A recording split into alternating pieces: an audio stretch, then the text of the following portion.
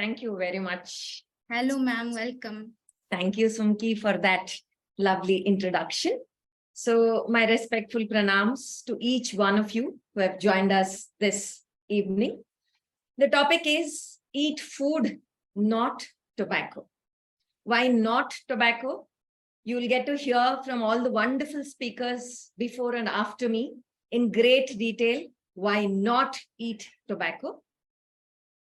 The crux of the matter is tobacco has a chemical called nicotine, which is very addictive because it affects the brain's reward system by producing dopamine.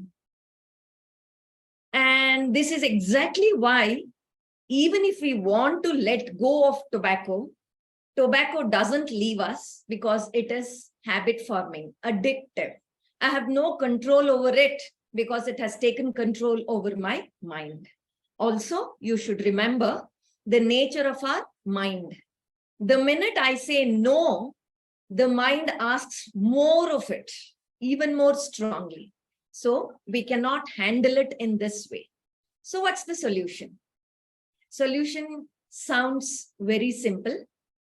What if I can create healthy sources of dopamine production so that this unhealthy source of dopamine production can be let go or get rid of?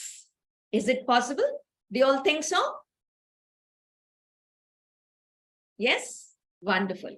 You should always remember one thing, that it is very, very important not to find the wrong or the unhealthy sources. You are making all the time and effort to let go of this wrong, unhealthy habit and choose the lesser evil. To leave it is not wise at all. It is very, very important to choose the healthy option. Now, let's see how to do this. As the title goes, the food. And when we think of food, we always think what comes onto our plate is the food. But not necessarily. It is. But yet, whatever input comes into our body-mind complex is food. Just look at what we consume through the senses, what through the thoughts into our mind. All of these finally decide our health, isn't it? So all of these become food. Now I'm going to just quickly and briefly list down some of these which can create that dopamine effect inside our system. You can choose any of them, a combination of them, or all of them, because you get a bonus of being healthy, fit, lean, and disease-free all your life, not just about quitting the smoking or tobacco usage. Now, let me get my list. So the very first one is the food on the plate itself. If we can increase fresh produce, what is called fresh produce? Eating a lot of fruits, vegetables, green leafy vegetables can create that dopamine effect inside us. Not only that, even eating plant protein rich foods like nuts, seeds, legumes, that is dals, grams, and sprouts, also can give similar effect. And increasing the fiber rich foods can increase the beneficial bacteria in our gut and make our gut healthy. How does this relate?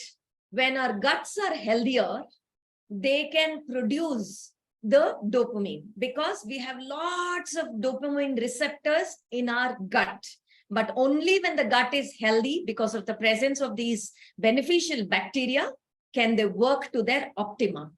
So how do we increase this? By providing fiber, because when you give fiber, all these microbes eat them and multiply and thrive and take care of our guts. And the next important thing is exercise. Any type of physical activity can increase dopamine inside our bodies.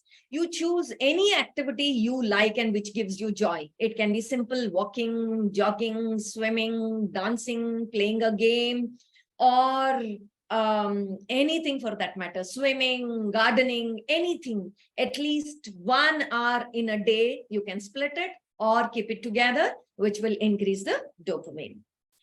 One of the best physical activities you can think for yourself is yoga asanas, and including a little of pranayama, deep breathing, which can give you even more better effect because it will calm down your mind, give clarity of mind so that you can make the right choices. The next one is sleep. Sleeping early in the night and getting good sound sleep through the day will create enough or more dopamine early in the morning, which will help you wake up fresh and alert. Sunlight. Exposure of your body, direct skin, to the sunlight as much as possible through the day releases dopamine in your brain. Similarly, spending time in nature. It could be anything. A forest walk, climbing a hill, taking a trek near a water body, ice-peaked mountains, anything in nature can also do the same job. An act of kindness, being kind to yourself and doing an act of kindness, at least a couple of them through the day, as simple as helping somebody to cross the road or anything without expecting anything also creates dopamine inside. Music, any melodious light music which you like can also create, because mind is always looking for patterns in the music, and when it looks or gets those patterns, it gets rewarded by dopamine. Meditation. I know it might sound a little difficult for you, but a lot of research tells us that after practicing meditation for some time, almost 65% increase in endogenous dopamine release happens. And being grateful for all that you have also increases dopamine.